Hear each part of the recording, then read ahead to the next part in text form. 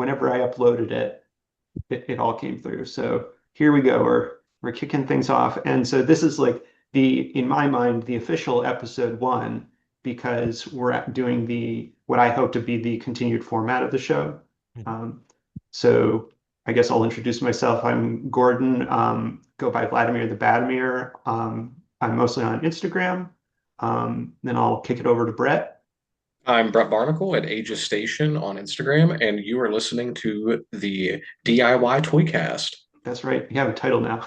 Yeah, And our special guest today is Derek. So, Derek, you want to introduce yourself? Give us your Sh- handle. Sure. I'm Derek. My handle on most places is DSN1014, and mostly because I don't have much of an imagination for it. Um, and yeah, you'll find me mostly on Instagram. Great. Yeah. And so, like last time, we'll sort of go around and talk about recent stuff that we've been working on. Last time that Brett and I were talking, I was showing off this base body that the maker Jacob Sanchez, who goes by Desktop Vandals, had made Mm. available through his Patreon. Yeah. Um, and so I finally gotten everything dialed in enough that I'm able to make like a bunch of them. And so oh this yeah. is, let's see, this is 4-inch scale. So like here's a Knights of the Slice figure Hmm. right up next to it. Um, and uh, Brett recently got me back into Bionicle. And so my Yes. favorite Bionicle guy was Y- this snow themed dude, Kopaka, who Right. has the like radar dish shield Hmm. and then a sword. So what I did is I took the base body, then modeled a new head, and it doesn't come through great, but like you can kind of see it in profile that it has the three lenses that this mask has, Oh, cool. and then it has the shield and the sword. Yeah, that rules. And you're That's modeling awesome. that in Blender, right, Gordon? Right, that's my tool of choice. Right Just on. because it's free and open source, so you can find lots of instructional videos on YouTube. Mhm. Right on. Yeah, and you had some instruction tutorials on your YouTube that this is being uploaded to, right? That's right. So if you found your way to this channel looking just by way of this podcast, then you can look around some of the other videos that I've done, both ones that I've made, and then I've also made a playlist uh, that's a couple years old now, but should still be sort of good as like a beginner's guide to stuff to 3D sculpting in Blender. Excellent. Excellent. And so, Brett, what have you been working on?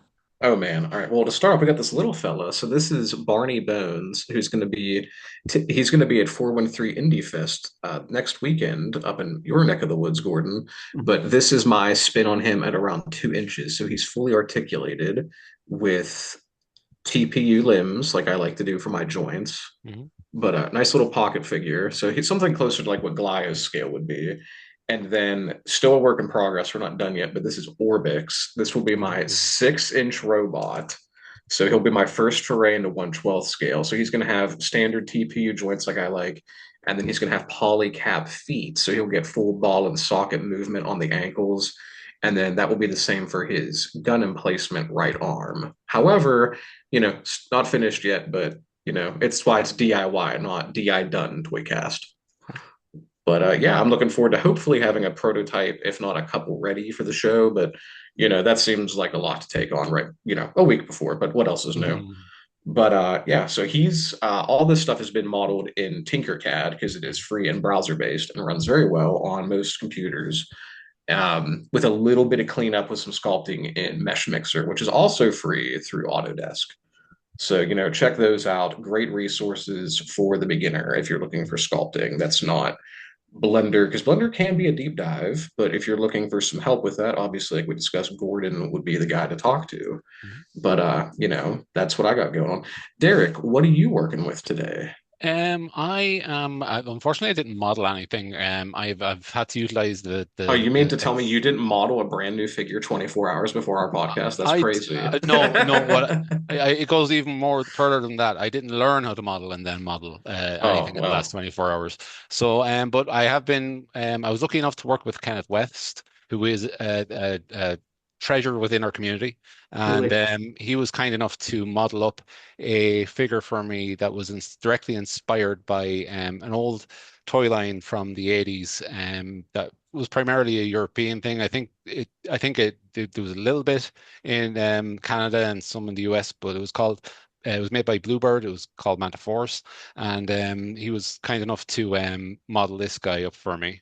So no, ultimately he took my sketch. I did a rough sketch for him, and he went and brought life to it. And now I've had a bit of time to I've been working on just getting the settings right and printing them off. And Mhm. I've only got two printed so far, but these are these Oh, are wow. two two fully painted ones that Those are gorgeous. I've got done so far. I like it. I like they're nice and simple. I don't like a very busy sculpt.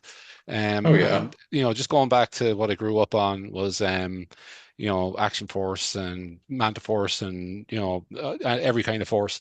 And they were just the sculpts themselves were a little bit more simple. And for me, that's what I want. And I'm super pleased he was able to deliver it. In terms of when I'll be able to get them out to people, at some point. Mhm. Yeah. No, Yeah. you Hopefully do a sooner good rather than job later. of taking your time, but and then making sort of finely crafted end products. I still am amazed with your recent uh, what this is the this Microman homage that you did, the burning. Oh Which yes. one? Which one was this guy? The red one that you had this summer? Oh, I forget Burning. who. Yeah, yeah, that's the burning. Oh goodness, what was the name for him? It's not emissary because that's the other one. Yeah, yeah, Yes. yeah, yeah. It was burning. Oh, you know what? If I look it up, I'll remember. But it's just Okay. yeah, I'd have to. There's so many silly names, and I refuse to call him anything like Kevin. You know, Hmm. Yeah. let Yeah. me see. We've been, Gordon and I really enjoyed getting into the weeds on, toy design in the last episode we were discussing. Hmm. So it looks like there's a nice design change with the most recent Manta Force homage character you just did. You originally you're doing some magnets. Can you talk a little bit about that and Yeah, what I'd made be you interested. switch and your background of magnets? And we're basically going to talk about articulation for the next 45 minutes. So everyone buckle up. So, okay, so returning to the figure, his name is Burning Gamma. Oh, burning And gamma. Okay. and then what we have here is we have this is the Space Barbarian, which was Hell yeah. wonderfully modeled by our friend here, Gordon, who was kind enough to take my original emissary that was modeled by David White and Right. to help make it into what I really wanted to see a barbarian in space. And Let's see if I can do this. obviously it's a complete rip-off of Skeletor. Or yeah, there you go. Yeah, There you so go. Yeah. There I'm not, and we'll see if this comes through, but Oh, they are. if you're just listening to the audio, what Derek did was he sent me the files, which were basically the everything but the head, I think. Mhm, And then you actually, Derek, you actually use there he is. is it Boss Fight Studio hands that you tend to use for the hands on your figures? It was originally Boss Fight that I used, but then it became too much of a hassle to get them, so I switched over to Marauder. Okay. And Marauder Task Force, you can go in and you can buy the cans there a la carte. Like it's easy the way they have their store set up is you can go in and buy any part you want. So that's I switched over to them, and I am always of the belief that when it comes to hands and things like that, or I Mhm. was until recently, that you should leave it to the professionals. And that's what I do with the hands because I want these toys to be playable. I want people to be able to pick them up and then mess around with them. And Mhm. that's why, like when it came down to the articulation, it was important to me that the figures be able to be somewhat expressive. So, like if you look at my figures, you can see that there's a metal ball bearing and a sunk magnet that goes into the shoulder, and that gives the figure a lot of movement in the arms. So, like they can be very expressive. and Right. that for me was very important. And that started with the first figure that I made, which was the operator. And Mhm. the operator is different from all the others, given that he was hand sculpted by me. And then Oh, so he, you hand sculpted the operator, and was yeah, this done on a base of an yeah, existing figure? yes, yes. So that figure was done on the base of a General Zod from the Oh, Superman Man of wow. Steel. So if you look at his abdomen and Mhm. his hips, they're the details from the Zod figure. The Oh. rest, the rest is all hand sculpted. See, I'm unfamiliar with the source material, so to me, this is a Oh, completely original it's sculpt. a But completely Yeah. original sculpt. No one ever else did that figure. No. right. No, it's very good, and it's worth noting that sculpt has been digitized. Well, whether or Yeah, not that comes to fruition, we will find out. But it needs cleaning, and oh yeah, that's absolutely. that's kind and that would require me to sit down, and I really appreciate having it, and I'm going like I Oh like having yeah. the ability to do something. It's just it means that I'd have to sit down and learn five skills before I get to the Yeah. cleaning part. So Well, then, um that's the beauty of at least getting it scanned. yeah, Is you always have that archive. It's not going yeah, anywhere. If you ever lose the original, you at least yeah, have yeah. something digital to work off of. No, and that's a fact. And like the way it started off with the magnets for me was, um, I I I I claim that the shoulder magnet system is what I came up with, and that was my innovation.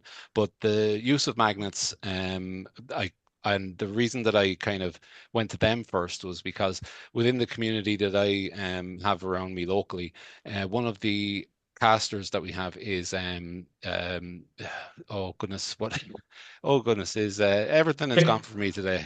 Is it Uh, a Hypno Shield? Hypno Shield, yeah, Brian. Yes. And he lives local to me. It's the handles that I get lost on. Mhm. Um, Hypno Shield, great guy, and he does magnetic figures. So it's a combination of him being around and his influence, but also as you're starting out, magnets are the cheapest thing that you can get that can hold the figure together, where you can make an articulated figure that you can play with. Right. Now, Well, and you don't have to worry about constantly reworking friction fit that's it. tolerances, which, that was a major point of frustration for me early on with the cursed armor. Yeah. And now the flip side of that is you wind up with a figure that if you look at it funny, it's going to explode. Yeah. Right. You, Yeah. you just got So to put it back together afterwards. yeah, yeah, yeah. But like in that, I can do this with a Manta Force figure. Right. Right. I'm Yeah. not going to do that with a magnetic figure. Right. So, And to be so clear again in the audio, Derek was holding it upside down and shaking it by its foot, yes, Yes. and it didn't fall apart. aggressively, aggressively. Yes. Our resident King Kong, Derek. But yeah, no, it's worth noting. I mean, I'm a good deal younger than Derek, but growing up, we had access to some stuff here called Mag Warrior from Mega Bloks, and Yep. when I saw Derek's work on the Emissary, the first year at Toy Pizza Con that we bumped elbows, I was like, oh my Yes. God, this is the spiritual successor to Mag Warrior. How is he doing this? And the colors just blew me away. For the people that are audio only, he has achieved some absolutely stunning colors with either cast resin or printed resin, Mhm. and it is just the most beautiful spiritual successor to Mag Warrior from Mega Bloks. But in terms of color, it really is like the second coming of Microman color schemes, especially that purple that you had Hypno Shield do. That is so insane. Yeah, that purple came out beautiful. And that's one thing that if it was within my power to do to cast all these, like if I had that skill, I would love to be able to cast figures. And because I think that the clarity that you can get with clear, because I love clear, I Mhm. think the clarity you can get with cast clear cannot be matched by 3D printed resin. Like No, you can you're try, absolutely right. yeah, like you can try and put a glossy clear coat on it, but even at that, it's not going to match the just how vivid a cast resin figure is going to be. So but it's the printed resin is more accessible for me. An awful lot of the huge reason for the way I do things is accessibility. Mhm. So like three resin caster was available to me when I started out, so Mhm. I was able to hand sculpt, and the cost wasn't big because it was just like a $10 thing of milliput, and some time and ignorance. And I failed all the way through to being able to make a figure because that's important. Like if you're starting off on this, Yeah. you don't have to spend a lot of money, and failure is just slow burning success. Like you just have to keep failing and keep failing and keep failing until someday you wake up and, well, you don't wake up because it's a lot of hard work, but you wind up with wind up with a thing that you're happy with. And like, there's a Well, lot of and each pride to be time taken from you that too. failed, the opportunity is you take notes and sort of do a post-mortem and say, Yep. well, why did it fail? Is it because the hip joints weren't strong enough? Is Yeah. it, because I put the polarities of the magnet in the wrong way? Mhm. Um, and so regardless of like which medium you pick, you're gonna run up against that wall. And like Yep. uh if you have to be okay with a little bit of that.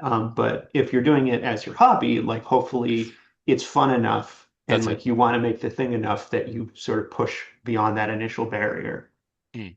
And that's another thing too. Is one thing I'm very happy that this is a hobby. It's a thing that I do as a passion rather Mhm. than I wouldn't have the motivation to do it as a job. It's I already have a job that comes with all the stresses. I need something that I can step away to the side on a quiet evening and just enjoy. And this for me is it. So I'm very pleased to that I can operate in the very small circle that I do, and Mhm. that I get interest from the people that I do. But I'm not here to get famous or anything. I'm here to enjoy toys with like-minded people, and I don't need to be any bigger than that, and that pleases me. Yeah, and I think to me, making your own stuff grants you a deeper appreciation for, everything that influenced to make things. It makes you appreciate uh, handmade stuff that's made by other makers Yep. because you take a closer look at their technique Mhm. rather than necessarily just the finished product of, oh, why is this elbow kind of loose or like, the paint is a little rough in this area. You say Mhm. you look for sort of what did they do well? What can you learn and incorporate into your own stuff? And Yep. so that's a big part of like why I like talking about process with everybody like Yeah. Yeah. this. Yeah, like one thing in terms of process, I would like to go back to hand sculpting now, but there is a trade-off. There's the benefit of like when you consider how you're going to approach sculpting a figure. Mhm. You can either hand sculpt it or you can have it done digitally. Now, there's benefits to both and there's downsides to both. One is that if you hand sculpt, then without like we're not going to go as far as to digitally scan something. Let's say we're going to just deal with we're just going to deal with the what you can get it resin cast. Mhm. So or if you get something digitally sculpted, you can get it 3D printed. And really, both of them, depending on which one you choose to do, will take you on very different journeys. In terms of how you make these figures. Like if you're doing a show, or even if it's just for your own shelf, the route that you wind up taking is going to be very different. And there's a lot of different skills to consider when you're going to do that. So, ultimately, if you're starting from the start, you'll have to pick one path and just kind of go that one to see it through to a finished figure. And then if you want to do the other one, you'll have to go on that separate path. I'm curious, Derek. I know you're actually an accomplished illustrator. So, as a kid, like, were you drawing as you were growing up? Were you doing much sculpting? You Um, know, okay. I never sculpted until I sat down to do the operator. So that was the okay, first thing wow. that was the first thing I ever sculpted, and that's why I say I just failed, Oh my God, what a failed, home failed run. until until I got it done. Yeah. Yeah, Yeah, yeah. yeah, but like. He says he failed upward. What a home run on his first sculpt. If my first sculpt, I mean, it looked like a shot of Play-Doh. Mhm. Well, I knew exactly what I wanted to do with the operator because maybe 2 years before that, and you won't be surprised, but the Takara went and did the relaunch of Diaclone, Right. and at the time they created the minifigures, and Mhm. 3 1/4 inch is my scale, but like I have a sweet spot for all the smaller scales as well, Mhm. and Diaclone, given its history with Microman and Transformers really inspired me to want a 3 3/4 inch version of that figure. So that's why I went and did it, really, and it gave me the drive, and it also informed, it gave me a target of what I was trying to sculpt. Like I wasn't Mhm. trying to come up with something new out of my brain. I already had I had a thing that I was trying to shape it into, which was a lot less abstract than if I was trying to come up with something brand new. And I So, think that's so crucial when you're starting out to have mm, sort of a narrowly defined target yeah, just as you're working on the process piece. And it's so yeah, go oh, ahead. oh, I was just going to say it still took months to do because like that's the nature of milliput because like you'll do a piece and Mhm. like you'll put some milliput on and you'll shape it as much as you can, but then you have to leave it overnight. Yeah. And you can come back and you might forget it for a day or two, and you'll come back and you'll have another half hour in your Mhm. evening free, and you'll come back and sand that, and then put more on, and then have to walk away again. So like there's probably much better ways to do it than I would still try. But like that's I managed to fail through it and I got wound up with a figure. Yeah, I Well, wouldn't necessarily think it's better or worse than another Mm. way. And like you may draw some benefits of taking a break and stepping away and Yeah, looking at it with a fresh set of eyes, whereas I've frequently lost, you know, or been working on some small detail in Blender for 2 or 3 hours only to zoom out on the entire thing and see like the overall proportions are all out of whack. fair, Um, fair. So yeah, I suppose it's true of everything. If you're going to care about something, you're going to take time with it, and everything takes time. yeah. Now, as regards my illustration, I've always drawn. It like for since I was a young chap, I used to I used to get I used to wait for the empty cereal boxes because I like the Mhm. cardboard from those, and I would cut the two wide sides, the two broad sides off the box of cornflakes because it was a nice light cardboard on the inside too. And I used Mhm. to use those as my little pencil canvases that I would draw on. I had a folder I used to walk around with, and I used to always draw on those, and that occupied my youth. Unfortunately, after not after primary school, which is the equivalent of elementary school, there was no art in my high school. So I Mhm. never got any kind of I never got any art education after I was 11. So everything that I did, I not that I learned anything. Everything I did, all my scrawls are just like um, more ignorance and more failure until I get to where I Well, want. or you could say persistence. And like Uh, that's you again could a say big that too, part of yeah. the hobby Yeah. of if you learn a lot just by doing it Yeah, a yeah, yeah. Like, bunch. yeah, I'm the Green Lantern. I just willed it all into existence. yeah, Yeah. absolutely. And Yeah. worth noting, Derek did do the most badass rendition of the virus versus the cursed armor. Right. Yeah. Oh yeah, yeah. I need to go back to that. I never got to finish it because like I tried to color it in GIMP as well because sometimes I like to try and color them in digitally, and I Mhm. just never got much further. But like just speaking of illustrations, Oh yeah, I I remember Oh there's that yes. wizard that yeah, yeah, yeah. Yes. Brett and I did. Yeah, Yes. and there's my attempt at the cursed armor. It's very kind of like the details are loose on it, but that's what I was But it's vibing. it's the pose and the atmosphere are spot on. Yeah, And yeah, yeah. you talk about collaborating with other people like Kenneth West and being able to speak that visual language and say, this is what I have in mind is crucial if you're going to try to, communicate something to someone else. Yeah, And like like, well, one even if it's just a napkin drawing. one thing that I did do was after I finished secondary school, Mhm. like I said, I did no formal I had no education in art in school, so I didn't have any idea how to use materials. I didn't have any idea how to. I had no idea. I still have no idea how to paint. I just when I use them, I just use them. Mhm. Um, but I did after school immediately go into industrial design when I Oh, finished. wow. And I did that for a couple of years now. I dropped out because Mhm. it wasn't for me. It was one of those things where I'm glad that I do this as a hobby, because but I did pick up some skills. So I learned how Mhm. to generate concepts. I learned how Okay. to uh, it, I learned how to do a little bit of rendering, but like Pantones and stuff. I don't have any Pantones. I don't have any pastels. Those are the things we used, but I still have the lessons just in terms of presentation.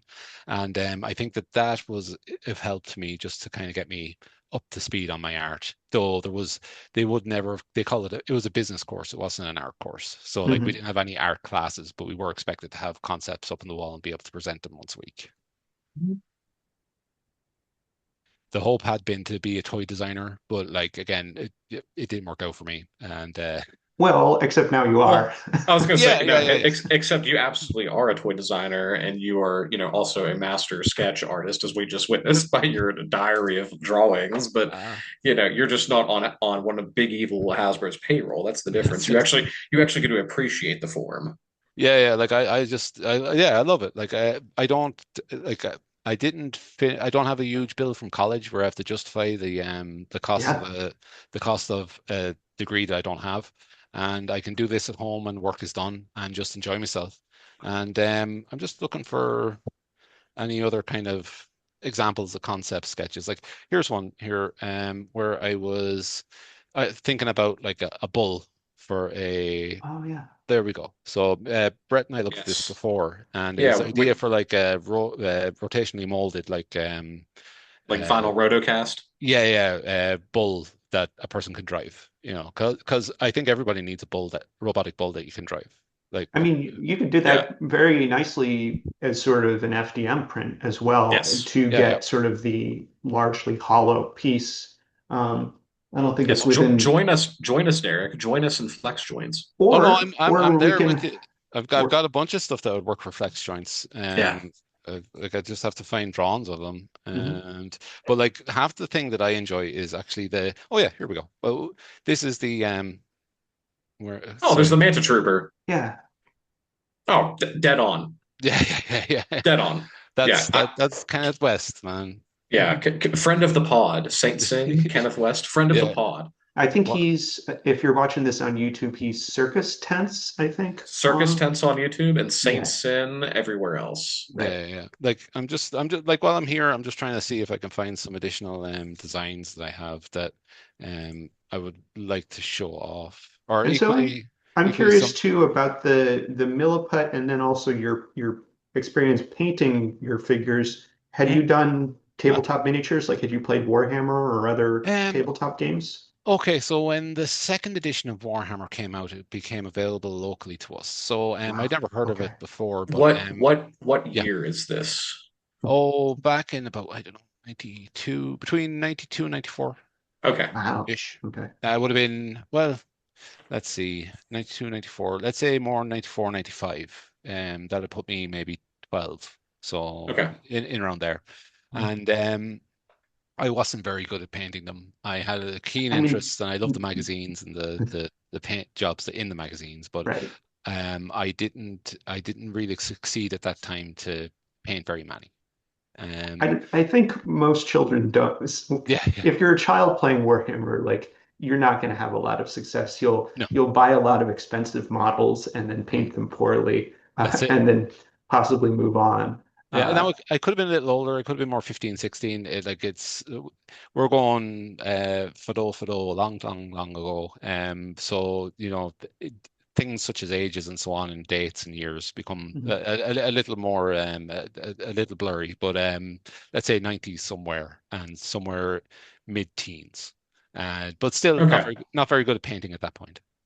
I will say though, Citadel paints, you do need to thin them a lot, and like I had no idea that you were supposed to do that as a Mhm. child, and so finding out about the pre-thinned Vallejo Mm. airbrush paints through the Toy Pizza Discord has made things so much easier for me because then it's just one less thing I have to remember to do.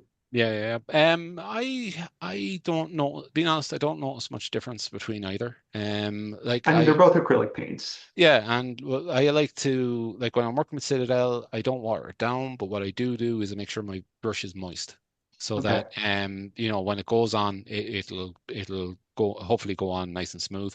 And then you also have to trust, for things like 3 3/4 inch figures, they are a good deal bigger than your 35 mil, 35 to 40 mil, gaming miniatures. Mhm. So the paint, the amount of paint, and like the thickness of the paint that's needed is kind of relative to the scale of the thing that you're Right. that you're painting. So like if you were painting a house, you wouldn't use something of the consistency of Citadel paint, but because it's far bigger object. But like if you're painting something small, it you have far thinner paint. But I don't think it matters as much when you're painting something like slightly bigger, like a 4-inch figure versus a gaming miniature. Hmm. So I think there's a lot more forgiveness. Also, being water based, it'll find its own level. Like if as long as like it's not so terribly dry, well, as soon as you put it on, even if as you're doing it, you see a little stroke in it, it probably will flatten out Hmm.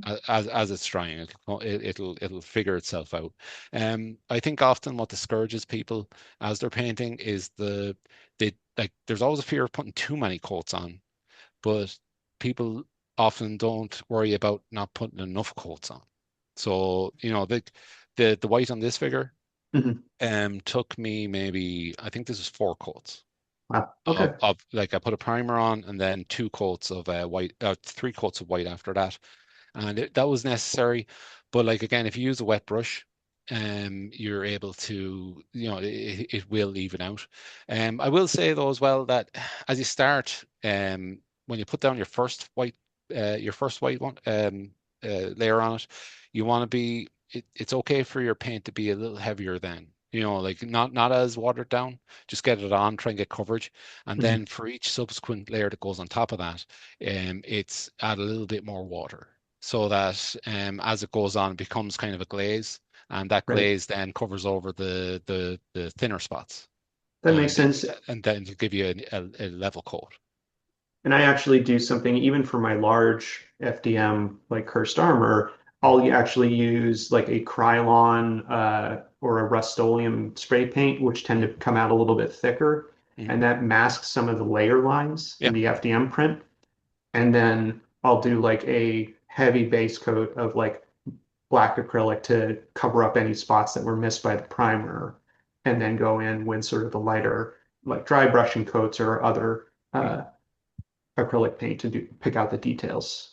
Well, speaking of Rattlecan, I'm actually thinking of for these guys because I want to make them, and I want to make a good few, and I want to make them cheaper than.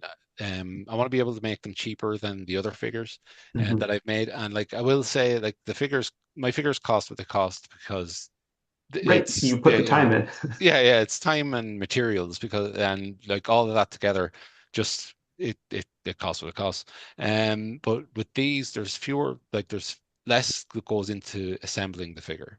What I would like to do is I would like for there to be less that goes into painting the figure. Mhm. And if I can use maybe a rattle can, if I can find a good rattle can to put a good base coat on there, then the additional details won't be as laborious, and then hopefully I'll be able to release these for maybe a couple dollars less than what my magnetic figures are. Now, I don't Mhm. intend to stop doing magnetic figures because I still love them, Mhm. and I think mixing the two together, just in terms of like, I think just having the two types of figure in my collection or among my offerings, it's interesting. Mhm. And like these might be great, like generic soldiers, grunts to go Right. with whatever character I have that's magnetic. And but I would like to see if I can start using rattle cans, or maybe even if I could figure out how to use an airbrush to do quicker coats. It's for everything that I've done, and anyone that has one of my painted figures, they're all painted with a brush Yeah. from start to finish. So, and that I love the like I don't sell anything unless I love how it looks. Mhm. Unless I'm pleased with the final product, and it's certainly like it's worth it, but it takes time, Mhm. in order to get it just right. But that's Yeah, also the piece of it. Oh, go ahead, Brad. I was just going to say on before we divulge off of Rattlecan, I had some really great success getting away from Krylon and Rust-Oleum and switching to Montana Gold, which Okay. is Huh. usually like the premier graffiti artist brand, Okay. and Where it's where did you get that? Lowe's. They just sell to Lowe's, or Oh, sweet. Okay. Michaels will have it too. Oh, My Lowe's is kind of a weird one, but Michaels always has it. Your local craft store will have it. Mhm. It's a few dollars more, but it goes on very heavy pigment, very nice powdery, and it has all of the 90s G.I. Joe neon colors or Ooh. G2 Transformers you could ever want. The most bodacious neon green, vomit inducing pinks. It's not Krylon where it's like that thick, sticky spray. It's very powdery. It's really Mhm. nice. So I've had some really great luck with that with some stuff that I haven't really done anything with. It was just to play around with. So that's All definitely right. something to look into if you're doing a rattle can, or even if you just did a flat black figure with a really fun neon overspray to kind of go for that art toy look. That can be I, very fun too. I have considered the art toy look. It's never really been my thing. But I definitely see I can see the attraction, and I Yeah, do have a few pieces that are art toy painted.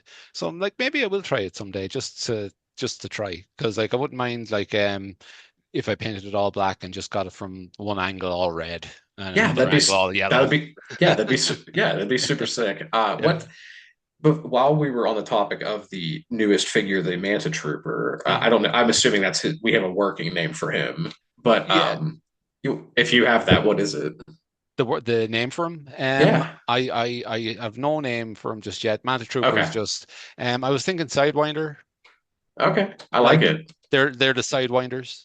Yeah, I dig it. That's sick. Because So like every villain in the 80s is some kind of snake, yes, Mhm. and right, correct. the Sidewinder is also a snake. So Yes, that's a good one. Yeah, I like it. So you were changing articulation schemes. So yes. how are those integrated now for the people listening that are into articulation? We went for magnets, so how are these held together? And these are held together using Glyos pegs. Oh, Okay. Now, the thing to remember though is that this is 3D printed resin and it is not forgiven just in terms of Glyos so when you interconnectivity. say it's held together by Glyos pegs, do you mean that you have two female ports and there's a switch pin going between them, or? No, it's a 3D printed switch pin. I have considered getting just like a female and just getting the proper Glyos peg to go in, and Mhm. that would be ideal. But the thing is, there's only so many Glyos pegs that I can Yeah, that I no, can I find. Yes. I had started out doing that just so that I had the flexibility of the PVC Yeah. to sort of squeeze into a port, Mhm. but you do rapidly run into the issue of you only have so many switch pins, even if you collect as much Glyos as we do. That's it. And like the thing is, if I start going buying access sets in order to get more, then my figures are back up to Right. the previous price. So, um, just giving it a shot with we're very lucky in the fact that presently the resin print, the 3D printing resin that's coming out now, the various formulas that they have, and the various brands have come on a long way. They're still not perfect. Let's not pretend that like we're going to get infinite wear out of these. We're not, but they are much, much better. Now, this is one here that Kenneth sent me unpainted, and he's mid paint. I need to go back to him and finish him, but he uses Resi One. Tough 74, I believe, is the Okay. formula. And this fella feels awesome. He feels Yeah. really, really nice. And I'm using the same. I'm using the same as well. And it also feels awesome. And So so you're I getting can't a knock it. little bit of friction or like the Yes. it, it looks like it almost looks like it has like a detent, but it's just that It, the limb holds very snugly within yep. the socket. Yep. Yeah. And I'm pleased. Like it's it's not like he's not going to hold up the house or anything, but it's enough to hold an accessory Oh yeah, he looks like and he's to got stand up. great friction. Yeah, yeah. Now, So I'm pleased. when you're assembling those, do you use a hair dryer to heat them up at all, or? You need some source of heat in order Okay.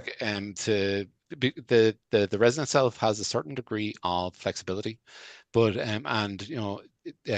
but you still need to um kind of make the most of that with heat. The resin will soften with and it has to be high heat. What I use is now Kenneth, as I understand it, uses a hair dryer, and I need to maybe switch over to that. What I've been using is a pot of boiling water and Right. a little The a little Glyos That's tea. yeah, yeah, yeah, and a little sieve in the yeah. in it, Mhm. and just dip them in for half a minute, out it comes. And like when I say pot of boiling water, I'm doing it on the ring on the cooker, which is probably Right. the exact wrong thing to do. I don't know. Um, I no, that was my preferred way, but I've since bought a hairdryer expressly for the purpose of heating up Clios figures. Yeah. I do have a hairdryer, a spare hairdryer down in the basement that I could start using, Mhm. but I don't know if that's like, do you put them in a towel or something, like something to, No, or do you just blow you them just straight on? hold it, and then generally if it starts to get like too hot to actually hold in your hand, then that's at which point you take away the hair Okay. dryer and then stick stuff together. I I can't remember. I think it might have been Ozrock Studios is another person on YouTube who Mhm. is actually how I found out about the Reza One Yeah. resins. But I remember watching one of his videos where he was assembling one of his very complex articulated figures Yeah. and used a hairdryer to heat it up the parts as he was assembling it. And I had no idea that Was an you can heat option. up resin like you can plastic. Okay. Brett, did Maybe I'll switch over to that.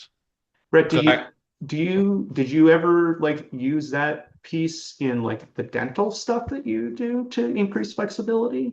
no, no, nothing like that. I was just going to say, from my experience, when I was doing resin articulation back when I was still printing that and doing some acid rain parts illegally, they I had some really great success using a heating pad. So Huh. you can get some of like the ones off of Amazon that'll be like okay. they have a temperature regulation ones, or you can get like a medical masseuse brand one that will be should be really expensive, but if you just get a beater one off of eBay that's like a third party Chinese one with free shipping, Mhm. they'll have a high heat setting. And I Okay. use that for when I'm building Glyos, but I've also used that for resin stuff, and that makes it just buttery soft. Okay. And and it's not too hot to hold, but the plastic really gets in there. So what I would do is I would just wrap the figure in tin foil and then wrap it Oh in wow. and it would just hot box the figure and then you could assemble really easily. And if I'm doing any Glyos building, that's how I do. I love using a heated blanket. Yeah. Yeah. It's so nice, but and it's not loud is the other thing too. Mhm. But That's the concern with the hair dryer. yeah, Yeah. Yeah. look into that. The other thing I was going to say, if you are concerned about any wear on the joints, get learning about these polycap insert Mm. systems. This is TPU polycaps, and you could do a ball joint and they come right on and off, fairly simple, and they don't tear anything. And Desktop Vandals has been doing that forever with resin, and his Yeah. stuff is as sturdy as the day is long. Derek, do you have any of these? The Artron figures? I don't. I love them though. They look gorgeous. Yeah, so he's done a very interesting thing of, he's using the clear ABS like resins, just Mm. like, you are with like the Burning Gamma. Yeah. Yeah. Um, but then it's just at the point where a uh, ball socket inserts Excuse me. into, let's see, I do this carefully and not break my toy on camera. Is it some sort of mushroom insert that goes into the? Let me see if I can get it out. It's I have one There we printed go. if you want to go get it. So I'm not sure if that's going to focus well, but it's a small ball joint, Mm-mm. but it's the same diameter as a switch pin. Yep. And And what's the so, is that made with the same resin? The yeah, ball so joint itself. Yeah. this is I assume it's probably an Elegoo or Siraya Tech, Yeah. ABS like resin. And then he's done the TPU insert where the ball socket insert actually plugs into it. And that allows you to take a BIOS Oh, piece lovely.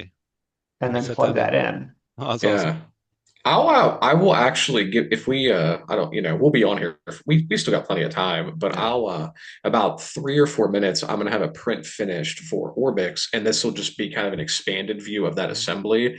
And I have a poly cap I can grab so I can show that to you so you can see it. It's mine are just blown up versions of his. Yeah. Well, like that construction, now that I've seen it, might work Mhm. very well for the emissary. Like if it was to go Yes. Yeah. and Yeah. gamma, if I was to try and redo those, like Well, and truthfully, I think you could just put those inserts, just 3D mesh them into the Manta Trooper if you were looking for swappability, yeah, because yeah, this would be a great way to integrate swappability across your whole line. yeah. And for me to print, I don't know, I've printed three of these very large inserts for Orbix, he's 6 inch, these things are huge.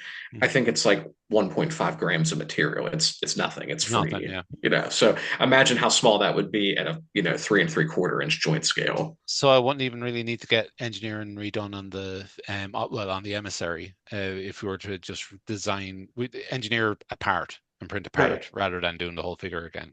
And Yeah. Exactly. that's back Exactly. to the trade-off between analog sculpts and digital sculpts is it's very easy to go in and you know pull out a piece of a digital sculpt and just Swap it insert a out. new Yeah. thing versus having to have a new mold made if Yeah. you're going to Yeah. swap out the joint system. And like, Yeah. and if none of this works out, it's just a loss of time, and Yeah. a little bit of material. None of us are going to lose thousands of dollars tolling over in China. Or Uh, even, inconvenience your friend who's the resin caster. yeah, I must get back in touch with him. I believe I've asked him to do more operators for me. Mhm. So he's always up for a bit of devilment. So we'll see if we get Right something on. done, see if he gets on it. And that's something I'd be curious to sort of know more of your general thoughts about having a figure that's a collaboration with other people, Derek, because like I'm personally such a control freak for my projects that Yeah. I'm always hesitant to bring in someone else because like I ultimately want to be in control or want to know how to do it myself. And so how do you how do you let go of that piece and say, I'll leave it to the professional or my friend who can do this for me. Well, the thing is, I can't do it for myself. So Right. I trust that my friends and the people that I work with understand what it is that I'm looking for. And like, I don't go to people unless that I know that they're into the same type of thing that I am. Mhm. So we already have a certain degree of, without me having to tell them. Like when you were working on the Space Barbarian, or whenever Kenneth's working on either like he's done a couple of heads for me. He's done another torso for the emissary legs and arms as well. I know that given what I've seen of your tastes, that I can give over a project and it's in safe hands. Mhm. That ye understand or ye appreciate a certain aesthetic and certain qualities in your toys that are important to me already. So I don't need to, it's not that I don't have to worry about that. Mhm. And the thing as well is I think in terms of collaboration, you see a lot of like everybody's chasing after an IP, toys from an IP, and I'm guilty of that too. I like to have a Marvel figure, I like to have a Transformer. I got plenty of He-Man, but it's a very special shelf that I have that is the universe that we are building. Yeah. It's not just like it's not like my toys don't exist in a vacuum. Like mine are there beside Toy Pizza, they're there beside what Kenneth's putting out, they're there beside what Brett's putting out, and they're there beside what you're putting out. It's like we are a community that are we're defining our own shelves Mhm. in a Yeah. in a fashion, and I think that that's especially important uh, in terms of collaboration. I think that only makes things. I think it only gives it more depth. I think it only makes it um, a more rewarding experience.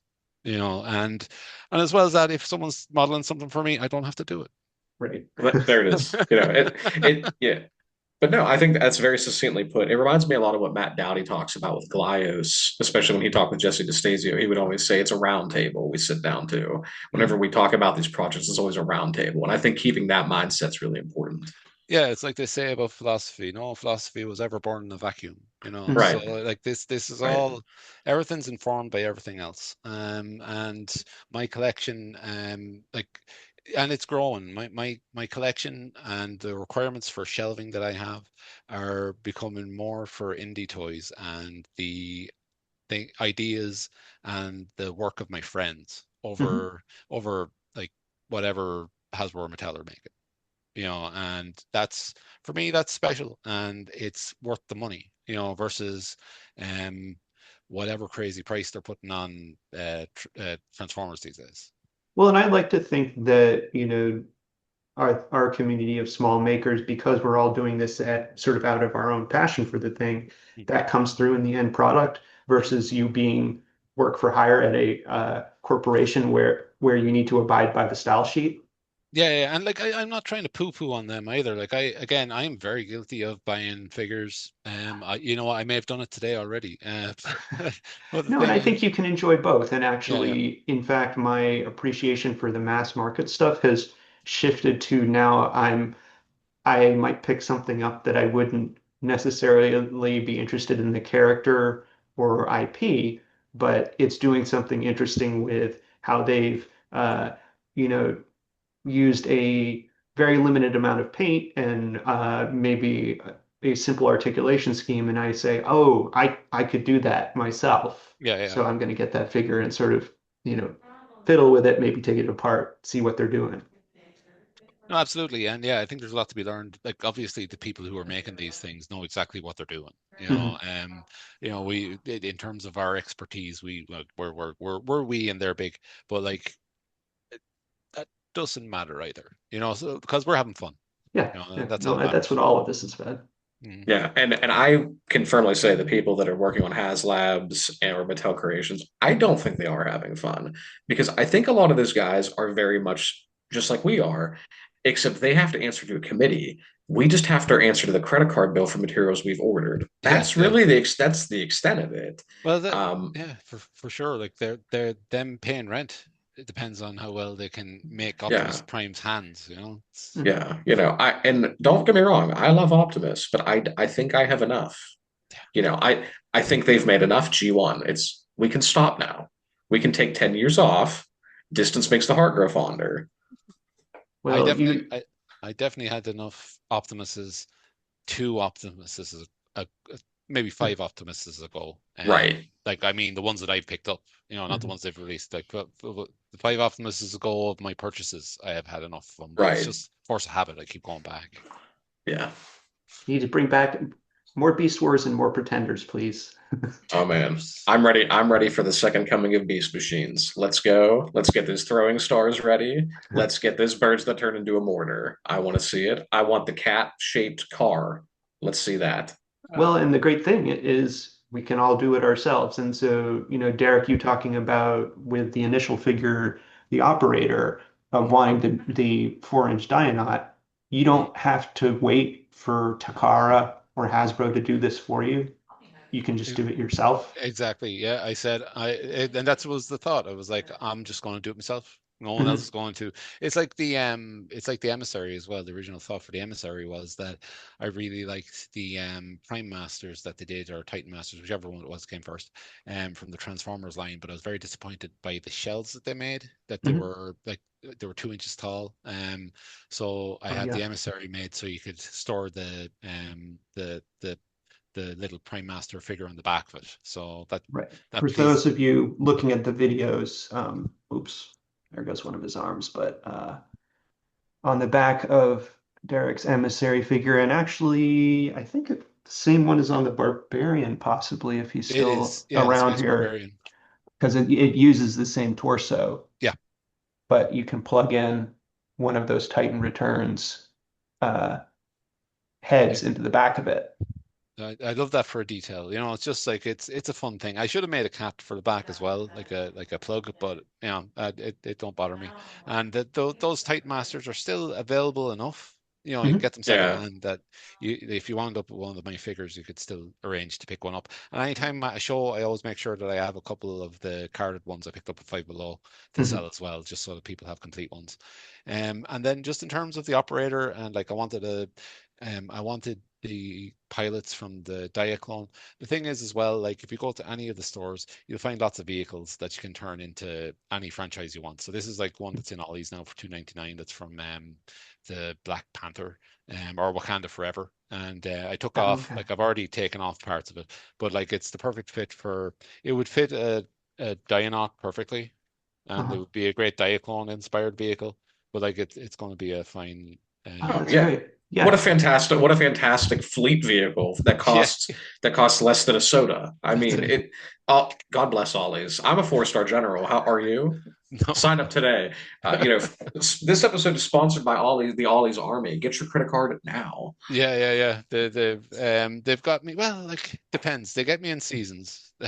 I Oh, like they like I'll never they'll never get me on practical stuff. But no. Oh well, God, no. No, I'm well, not gonna get no flooring. That would make sense. That's yeah, affordable and abundant. No. What's in the toy aisle? What? Oh, yeah, Playmobil. This is on clearance. Maybe yeah, yeah. these little weapons. Oh, these are tools. Well, I do need a jackhammer. Let's see. Where's my coupons? Yeah. Right. Right. Even full price in Ollie's them now. Yeah. And well, that said, now I went and did a big boy purchase there and bought a canvas for Oh. for the dead shrubbery. So, I made an adult purchase there, and I'm it makes me sad. I'm sorry to hear that. Yeah, yeah. I'm curious to learn a little bit more about. So you mentioned that Manta Force was a Bluebird line, Yes, and that maybe it got some distribution here. Like I had never heard of it I bel before, I and believe it so had more distribution in Canada, okay, and While you guys riff on that, I will be right back. okay, yeah, yeah, get that print. and so I'm curious, like, so what years approximately did you have access to stuff in Europe versus stuff in the US? Well, they're two totally different markets, and let's say their toys were sourced from different spaces. So, that's actually what I really enjoyed about the. If you look back, I enjoyed the toy market, or just generally the market in the global market more then, because it had not become the homogeneous yogurt that Mhm. the global markets are now, being that depending on where you lived, the scene was completely different. So like we didn't have Manta Force itself is very similar to small scale lines like I don't know Air Raiders, Right. Starcom, Okay. um, and things like that. The figures themselves are they're like an inch and a half. They're bigger than a Diaclone Mhm. figure, and it's a vehicle based line. Again, primarily in Europe, but that's because we didn't have. I don't believe we had Air Raiders. I don't. We did have Interesting. Starcom, but in smaller numbers. So it filled that void. But like what I really that goes to speak to what I miss about the scene back in those days, or just how markets worked, was that depending on where you lived in the world, the toys, even if those particular toys were released um in all of the areas, the like the lore behind them was different. So Mhm. like in Europe we had Action Force, while you had GI Joe in America, and depending on if you're in North America or South America, that could be different as well. We had different figures for Tiger Force. We had there was a lot of just there were little things that were different, but there were also big things that were different between each brand. Like if you grew up in Europe, you started off with Action Force that were produced by Palitoy, and then they introduced a selection of exclusive figures that were repaints of the Real American Hero figures when they started incorporating the GI Joe vehicles and their the Real American Hero figures as vehicle drivers first, and Because then some of the thereafter. Palitoy like Action Force figures, their articulation scheme is more like a Kenner, like Star Wars figure, right? Rather than a real American hero. Yeah, so Action Force started off as they were 3 and 3/4 inch representations of the action 12-inch Action Force figure. Now, the Mhm. 12-inch Action Force figure was a line that was made by Palitoy in the UK using the body which they licensed from Hasbro in the US, Oh, and interesting. they licensed, I think, a couple of outfits, but primarily they created a lot of their own as well for Action So it's Force. almost like a British evolution, like evolutionary tree, the way that Henshin Cyborg Yeah, evolved into Microman in yeah, and Japan. even at that, it's interesting what the different markets will do as well. So like Palitoy had Action Man, and Palitoy are the ones who came up with the Kung Fu Grip, and they also came up with the Eagle Eye as well. Okay. So those were innovations from the UK market that were then taken back over to America. But you're very correct in the Henshin Cyborg being another licensing job by Takara of the same body, the same GI Joe body as well. So yeah, again, I just love how the markets used to work like that. And but unfortunately, we're all living in some sort of just boring, homogeneous yogurt now, where everything's Well, the same except all over the that world. I feel like now again, our creator community it has that localized sort of individual flavor Mhm. of who you have access to, what you grew up with, will be reflected in whatever you made. And Yep. like, uh, yes, I feel like all of us will probably either already have or will do Microman homage because like clear with Y- Chrome is pretty great, and like y- we all have been exposed to it, but each of us have different things that we grew up with Yep. that sort of inform our aesthetic or engineering tastes, or even like Brett, something I always admire with how you think of things is like how can I keep the price point low and accessible to people because like Oh, I you love, greatly value that. Yeah. Yeah. well, I'm cheap. I love an impulse buy, right? I'm notorious like, $40. That seems like a lot of money. Oh, I don't know. That's a really nice figure that guy made. But, I have a little boy, he's 3. So I always try to think in the mindset of what is a kid like?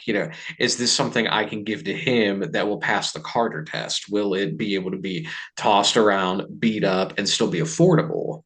That's how I like to approach it, which is the complete and total wrong way to do it when you're appealing to an adult market of collectors. But I find that sensibility to be very fun, and I like a play feature, which, you know, I'm definitely the minority in that. Everybody wants hyper detail, hyper exclusivity, and articulation schemes that are overdone and over engineered at a market level, not an indie level. But I don't care for that. So that's why I go with what I do. Case in point, doing something like the little 2-inch Barney Bones, it's like Glio scale. Mhm. There's no paint. A lot of it's multicolored printing or just different color plastics. And he's going to be under $10. So it's Mhm. something, oh, well, he's got all this $20 crap. Oh, a kid can come up and buy this, which I think that's the highest praise you could get when you're making a toy is would a kid like this? Yeah, of course. You've actually sort of pulled me back from my, uh, the resin stuff and then adding the articulation to now trying to do the 5 points of articulation, cursed armor, but this is in filament. I And love so it. It's beautiful. so what I did is I used a softer TPU filament for the torso. And so that affords me sort of the Yes. forgiveness of having the harder peg insert into sort of a more flexible hole. And what's the peg? What's the So this is PLA,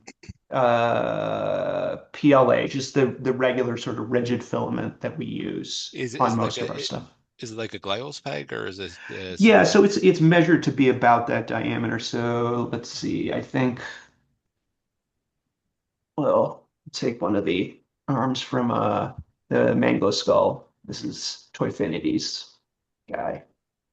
But I can now think I measured it Oh, fuck yeah, dude. That rules. enough Look that at you that. can do that. Yeah. And like this was my intention from the get-go, but because of Yeah. the slight variability that you get with the resin prints and sort of how the resin tends to pool, especially in recessed areas, getting that, half a millimeter uh, sort of measurement is very, very difficult, which is what amazes me about Desktop Vandal stuff of, he's doing hyper articulated figures Oh, it's with sort his of these resin stuff. his engineering is another level. But speaking of desktop, so we were talking about polycaps. So Derek, here is one of those polycaps I was discussing. So this is yeah, really a big one. But yeah, the idea will be in the event you would do something smaller like that for your figures, they'll go into a limb and they'll just sit on that ball joint, or in your case, it'd be a Glios peg, and they'll yeah, just sit on there, or sit recessed into there. But that's Perfect. Like that's very similar to a lot of stuff that to a few of the solutions that I've come up with in recently, and that's like the use of the heat shrink tape and the use of Oh yeah, hot glue, like just making just little grommets to try and just to increase friction without actually removing material. Right. So yeah, that looks like that looks perfect because it's purpose yeah. made. And And here's so here it is inside the barrel, and we're gonna yeah, get yeah. live assembly on the pod Oh for my the goodness. audio medium guests. I'm sorry, but continue on, dear listener. Oh, that's But lovely. yeah, so That's awesome. that'll be and it drilled barrels on there too, and it'll actually be able to spin because of that. And then I Excellent. you can just pop it off. Does it come up on camera? Yep, Does that pick that Yeah. up? And that's then lovely. the idea is I'm gonna do like a blade arm and we'll do a rocket pod system too. So he'll come up with an armament of weapons. But yeah, I mean, getting I, into mixed materials like that, that's what's capable. And I like the I go I ahead. first I foresee a version, a colorway of that figure that's like, I think the first time I saw that, I told you it looked like it could be a cement mixer with legs. But like, Oh yeah, the drill. what if it's a little chemist? You know, it's like 90s ooze. Oh yeah, yeah. Well, this will be the guy making all of my ooze clopses. He'll just Yeah, have a yeah, big yeah, yeah, he'll have a big dripper arm. yeah, It'll be yeah, a big pipette.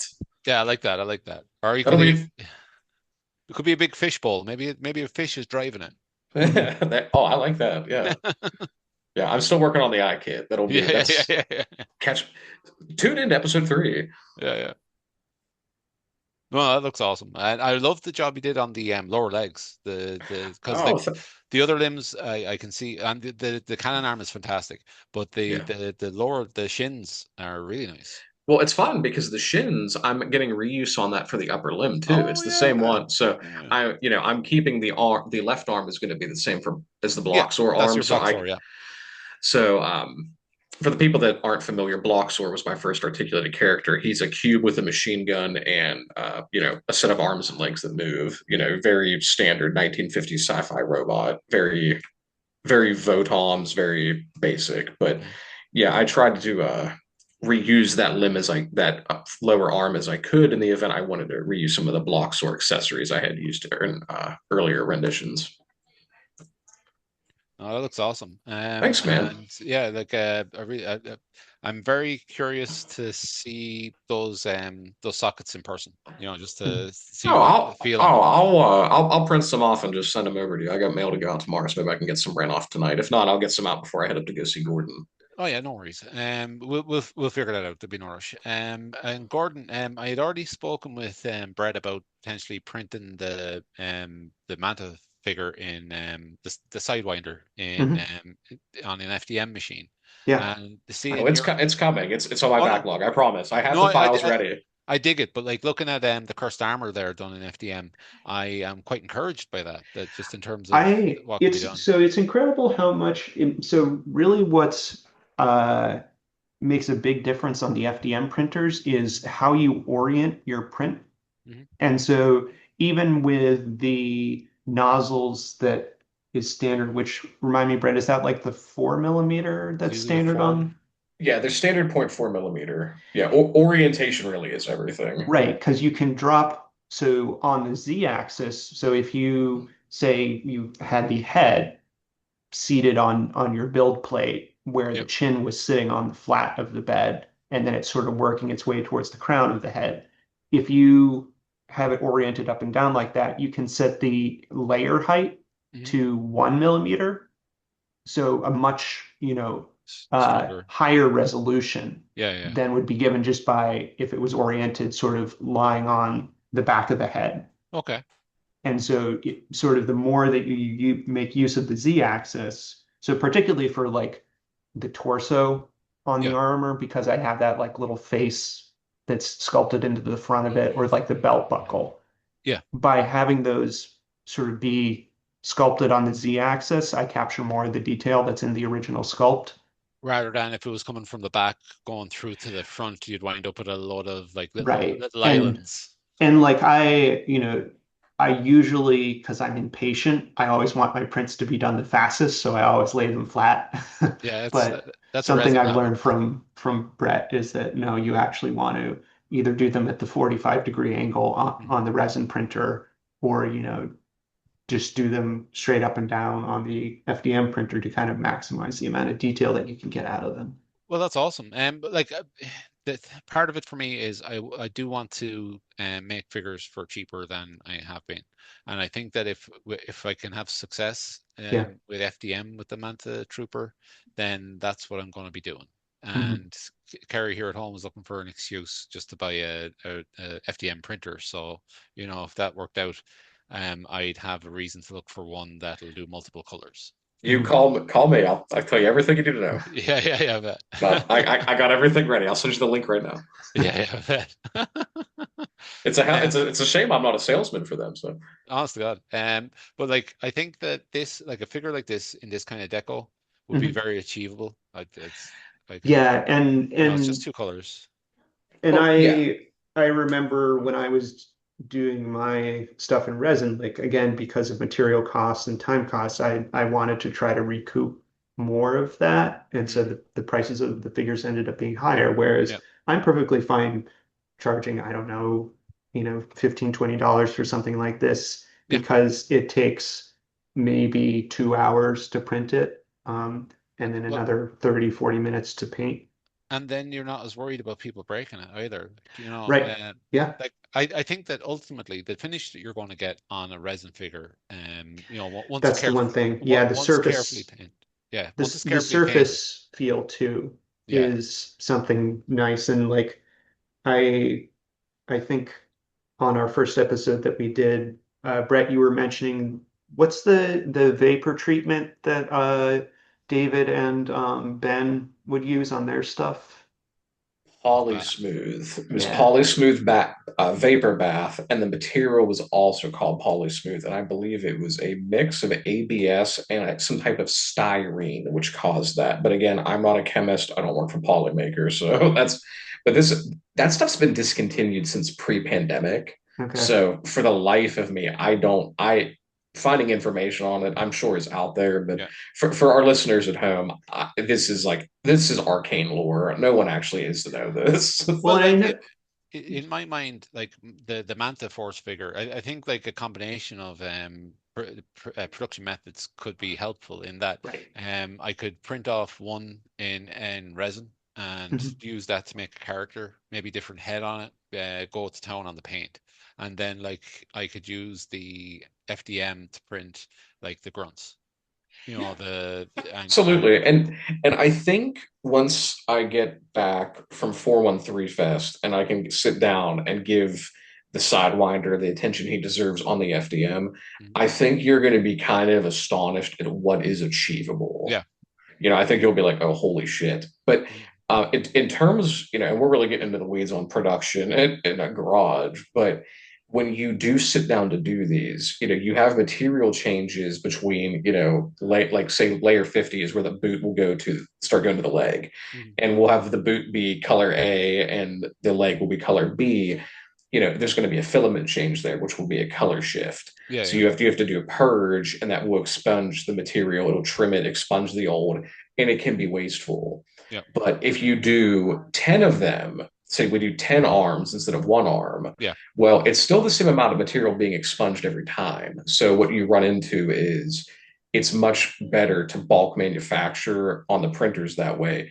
But again, we are getting into the weeds of this, which I guess this is what the show is That about. is that But the No, point, yeah. that's exactly what this is about. And but so maybe to unpack that a little, Brett, the printer that you're talking about is the AMS system where you have three different spools of plastic sort of sitting four. on holders, right? And Yeah, then, it's four. It's four. So okay. it's four. They all go through one nozzle. There's four PTF tubes where each filament roll will run through, Mhm. and then the system knows to cycle. Like slot one will be black. When we're done with black, it'll go to whatever green will be the next color. It'll pull back. It'll trim it. Pull it back. It'll roll the green over, and then it'll expunge that out of the hot end of the printer. So what happens is so you don't have a mix of colors. But if Mhm. you're doing something that is like a face, for example, where you have like flesh tone and then an eye and then an iris and then the pupil and then we'll go back to the pupil. You have to all of these color jumping. It can be very long and involved, especially at Yeah. small, large detail, especially. But that's when getting into point two nozzles and the different heights can work out. But so far, I've had really fantastic luck staying with a low layer line, Mhm. making sure smooth settings are on, and keeping stuff with that point four nozzle and just keeping it slow. That's Mhm. worked really well for me so Okay. far. But I by no means am I doing anything astounding with AMS. There's some people doing some really bonkers stuff with it. So. Mhm. I look forward to the potential for it. Now, I didn't have anything before that really I would have thought that would be suitable for FDM proper, but I think, Mhm. I'm approaching it with this, so like definitely I want to explore it if we can. So Oh yeah, I'm and down. well, and there's some semi-translucent colors too, especially, and there's a lot of really fun gradient colors Mhm. too. You know, if you know, keep an eye out for action figure of the month, but there's going to be a nice gradient piece I did for Knights of the Okay. Slice that'll be coming along with that. So keep an eye on that spoiler thread, but it's it's that's out in the world now. This month. Okay, okay. Or Yeah. even Oh, right, Derek, stuff that last year. that cursed armor that you showed a couple minutes ago, that sort of Yes. color shift filament Yes. that sort of catches the light different. It Yeah. does, yeah.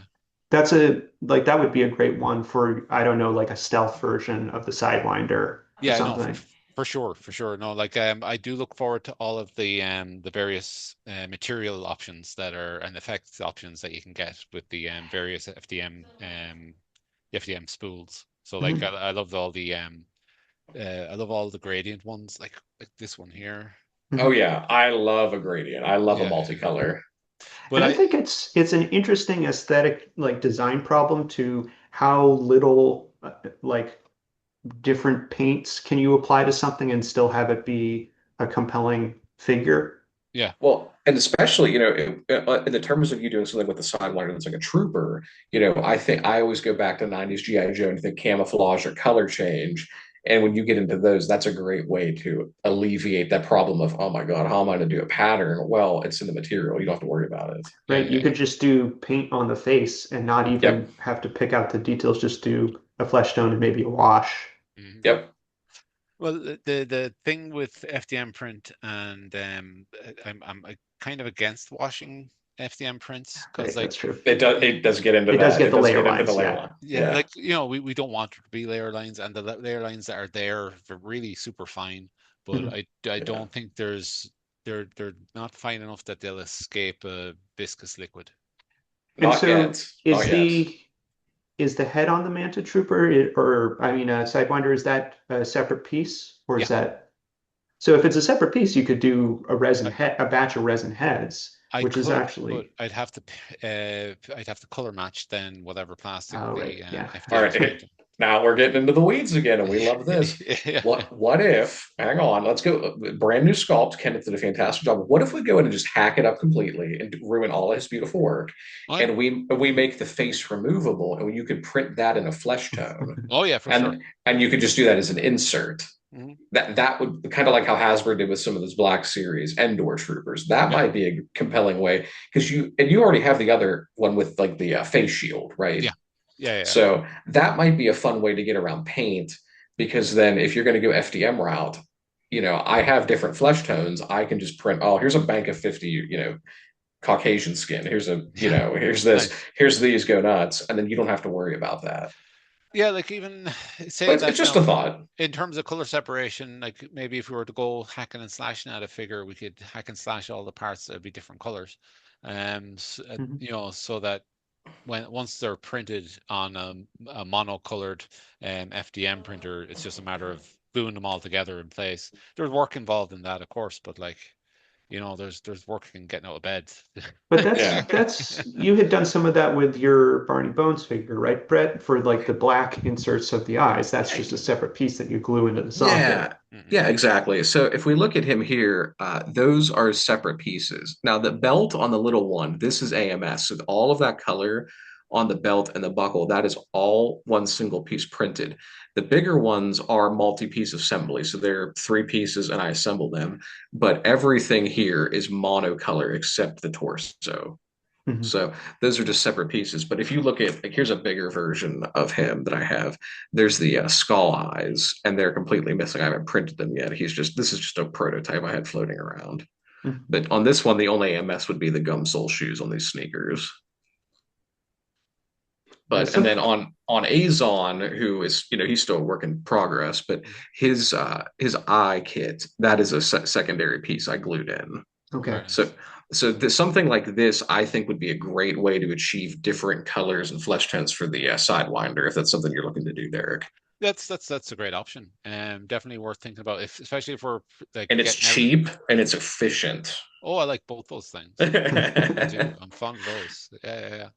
I like cheap and efficient. There's other words I like: quick and Yeah, and convenient. So like yeah. I'm fond of those. Do I'll def either do either of you have much experience in building like Gundam model kits? Because something I Yeah, like looking yeah, at like is Blockies. I think Blockies does a great job of it. uh, especially for modern ones, I haven't how tried out they the do modern sort of the ones. color separations of the different pieces. So like these yellow uh, parts on the torso or the hip Yeah, are Mhm. just a separate sprue. Yeah, sprue that you clip from and then sort of attach on. yeah, Now, they're obviously doing a lot more sort of complex Oh, uh, sure. engineering to kind of get the colors to pop through, but the idea of, the sole of the shoe is one piece that you print flat on the bed, mm, and then the, top part of the shoe is the red part, mm. and then you just Uh, assemble them. That again, if you're doing that sort of en masse, that helps maintain some of the consistency of doing a big batch of troopers rather than Certainly. having to repeat it by That brush each time. that's definitely true, but I'd want to it would come up to a thing that I would suffer against, and that would be math and engineering. Yeah. In order to do that Well, at a and that efficient is level. the well, and that's the beautiful thing about when AMS comes in, because you Mhm. just paint that file once, Mhm. and I say, well, we need 50 of these soles of these shoes to be black, and the boots are going to be hot red, and it's just going to go do that on all 50 of them, and you can come back in 12 hours. Yeah, yeah, That's the dream. But yeah, yeah, yeah. Without having to do separate parts and glue them together. So Absolutely, and then with it all being uniform material and it's the same exact plastics, there's no difference in material shift. You get the same layer adhesion you would get between the other types of plastics. So when you run into this, you don't have to worry about, is this glue going to unadhere in heat and shipping to somebody, or is play going to have this thing pop off? It's bound together as it's produced. No, but no, these are great episode so far. Really enjoying the deep dive into some of the new stuff. Getting to see what Derek's working on with his Manta Force homage is absolutely dynamite.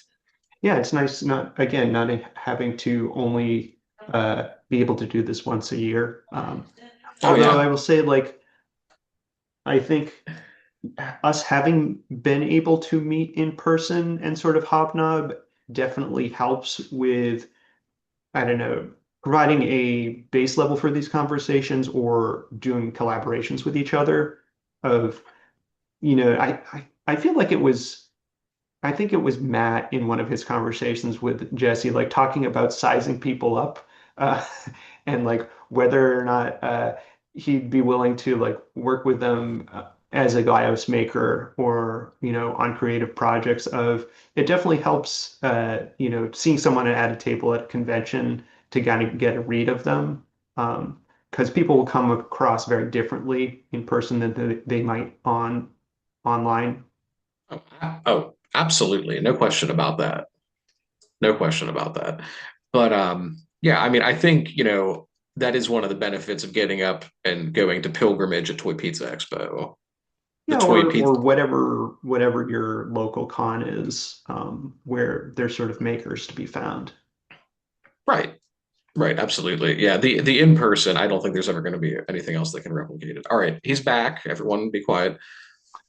I apologize, gentlemen. There was a child without ice cream. Had to be dealt with No, very good. That's excellent. I'm so happy the child has an ice cream. That's good. at 10 p.m. Yeah.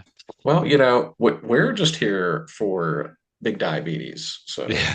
Well, it's Friday. It's good. yeah, well, it's the weekend. Yeah, yeah. So That's that good. actually brings up a question for me, Derek, which is, do your kids have any interest in the stuff that you make, or do they have any influence in sort Well, of how you look at things? not not hugely. Most of my stuff is influenced by, what I grew up with.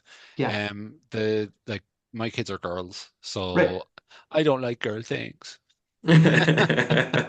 No, and our But our our hobby is sort of a pretty dude heavy space, although, yeah, Brett, I feel like your design influences of your young kid and yeah. having some of your stuff be a little cuter, like you do have a little bit of that broader appeal I than I will Right. And I, I will say the girls have loved Brett stuff. yeah. Yeah, big, so big, big ups to the Bracken children. But no, that's cool. Again, robots don't have a gender, so that's always been Mhm. my thing. They're now granted this one's like an autonomous death machine that something like Anduril or Palantir would produce, but something like the Pup Droid, Right, those yeah. various versions of them, it's something cute that you could very much see, Luke Skywalker and R2D2 would be palling around with outside of some cantina, Mhm. but it could also be something that would be in some deep dive episode of My Little Pony that these horses run into this little cute robot in some faraway adventure, or something out of Kirby, Yeah, or like even something like Barney, the little skeleton fella or the wizard. I try to keep everything pretty fun. And of course, yeah. all my various oozes. Like these things are so fun and gross and cute that I think that, I want them to be fun. I love autonomous lethal death machines as much as the next guy in his 30s, but there's not a big there's not a big precedent on fun stuff that's also kind of cute. It's like, oh, Yeah. that looks harmless, but it might also eat you. So Mhm. I always like having something like that in the back pocket. No, that's awesome. Like for me, I just haven't really been able to address that because everything that I make is kind of fragile. So, Yeah. that's the Yeah. beauty of the FDM is that you can make large things that are durable. Like you can Yeah. throw them at a kid and see how it holds up. Whereas the resin stuff, you can guarantee it's going to snap in half as soon as Yeah. like a Mhm. child's hand even approaches it, it's just going to explode.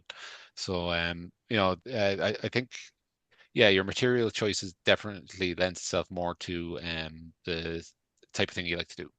Yeah. Though I think one of the nice things about the, digital sculpts, is to see if I can dig one out of my box here, is you can sort of heavily manipulate it enough to, I have those little minis that I did of my Yes. characters, that they're a one piece resin print. Mhm. And so they're almost like what you would get out of like a quarter machine or a Yeah. gashapon machine. And so, they're still somewhat fragile, where especially if you drop this one on like a hard floor, it might break. But you can hand this to a child, and as long as they don't like throw it, It'll hold up. it doesn't fall apart in your hand in quite the same way. Awesome. Awesome. And that's like one other reason that I would be interested in getting into FDM for the Sidewinder is that like it will be that little bit more durable.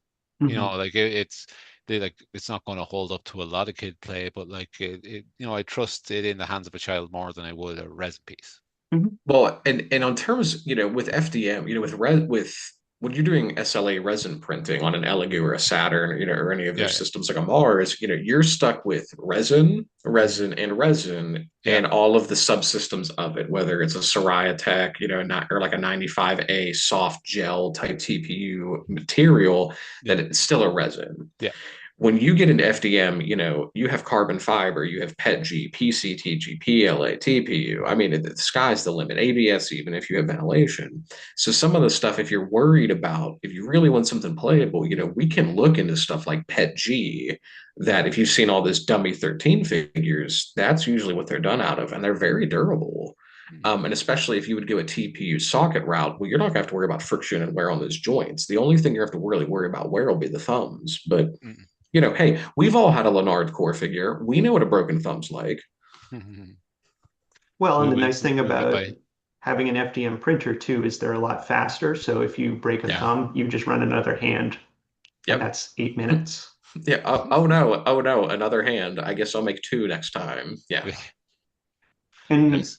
I'll say another big part of sort of the convenience for me, and I actually appreciate this more having done the resin first, is being able to see a print in process on the FDM machine and see the head as it's printing. And you can see if it's not adhering or it fails and stop the print rather than having to, set the print going, pray to the printing gods that, you won't tear a hole in your FEP filter or, something won't pull off the build plate like halfway through. You can see the entire thing running as it goes, and that makes troubleshooting a lot easier. Yeah, there's that first hour, 2 hours of a resin print where it's going up and the armor is going up and down in the vat, and I don't know if Yeah, anything's who even knows? adhered to the plate. Like, Oh yeah, we've all flown. Oh, I've done. I still live with that at work. So, yeah, I decided to stop bringing that stress home with me, and I decided to start choosing pretty color plastics for fun. there you go. Although, aren't there some modern like high-end resin printers that have like a camera mounted so that you can see how it's going? Yeah, I believe some of the new Elegoo's have Hmm. cameras installed, but I assume a number of manufacturers probably do. They Yeah. they have Yeah. cameras, but still probably still not as clear as seeing progress on an FDM. I mean, and No. also it's still a much slower process because you're, doing the UV light exposure of the Mm. resin versus shooting hot plastic out of what's essentially a hot glue gun mounted to a motor arm. I love that description. It's so like It it really strips it dist down to its it, basics. yeah, it's really distilling all the hard work I've put into selling this as an advantageous avenue. So that's good. Yeah. So, head out to your local craft store and get a Ryobi glue gun. There you Well, go. and I mean that's if, Brett, I can't remember who the name of the artist that you shared with me was, but there are people out there who are using the 3D printing pens. Yeah. And all that is Oh is that's my. a Oh, well, it's a freehand glue gun. that's gonna drive me nuts. The guy makes armatures, and they are fully articulated figures with full articulation joints, ball and socket head swivel, hands that actually can hold accessories, and it is all hand drawn out of a 3D pen. It is like how God sculpted mankind. It is the most absurd thing I've ever seen, Yeah. and they're playable. Like if I did it, it would look like tape, a pipe cleaner, and some leaves. It would look like as if a bird made a nest. Well, But but my guess is he probably had to do a fair amount of that before he started shooting no, I his no, Instagram I and TikTok videos. you are absolutely correct. I don't think he was born with the gift of printing omniscience, but it is miraculous. I'll see if I can. Give me 2 minutes. I'll see if I can track that down. Mhm. That's funny because Kerry walked in. Kerry's an elementary school art teacher. She walked into the house there during the week with 2 boxes, 12 3D printing pens. Oh. That was Uh, sick. for school, but like we got to play with them here. So Mhm. Yeah, that's awesome. I would love to try my hand at one rather, but I don't yeah. know if I have the wherewithal and patience to be good at it. Well, I definitely have one to give you. I found one, not one of those ones because they're school related, so I wouldn't want to Yeah, leave the house. But I found some clearance ones in Walmart there about a year ago. I have a couple of downstairs in the basement. So next time I that's see you, I'll bring sick. you one. Oh, right on. That'd be awesome. Mm. I think I might have one in my folks' basement here, so maybe you could play with one I have here if you come up to visit, Brett. But There you go. I When? When? Next weekend. 413 Indie Toy Fest, So that's Northampton, Massachusetts. next weekend, boys. yeah, Yeah. Oh, I'm jealous. Very, very jealous. And well, in that case, let me ask you questions about that. What are you bringing? please. What are you bringing? What are you selling? Because I'm assuming that this is going up before the show. That's my plan. If I can, if I may or may not edit any of this, but it will probably be going out within the next day or two, which leaves pretty much a full week until the show, which is Yeah. on the 11th. But I have my box here, so I'll have a couple of the 7-inch First Armor figures. I have one that's sort of I'll take it out of this bag here. I like the cursed armor with the new deco. It's very kind of faker. Yeah. I love a faker He-Man, and I really like this one as well. This is your vampire head, isn't that right? Yeah, so I had printed out some red, just like solid color bodies a while back because I thought that people might buy blanks. Mhm. Uh, I think maybe one person did. So I took my blanks and then I did some gold paint on one side to kind of get the two-tone look. And then uh, because these are larger heads, I can run these in FDM. I don't have to run them in resin. Sweet. And then it's also a lot easier to paint the eyes, Mhm. uh, which is always a challenge for me. That's awesome. That's an awesome. I like the deco. I like the deco on both of them. The bright red really makes it a separate figure from the cursed armor. So like it's so it's so bright. It's burning. You know, it's Mhm. Yeah. and do you have a name on that? On this one, On the red figure first. I mean, this is just I'm calling these the Vampire Lords because of the head. That sort of denotes the character to me. Okay, Vampire Lord. Okay, cool.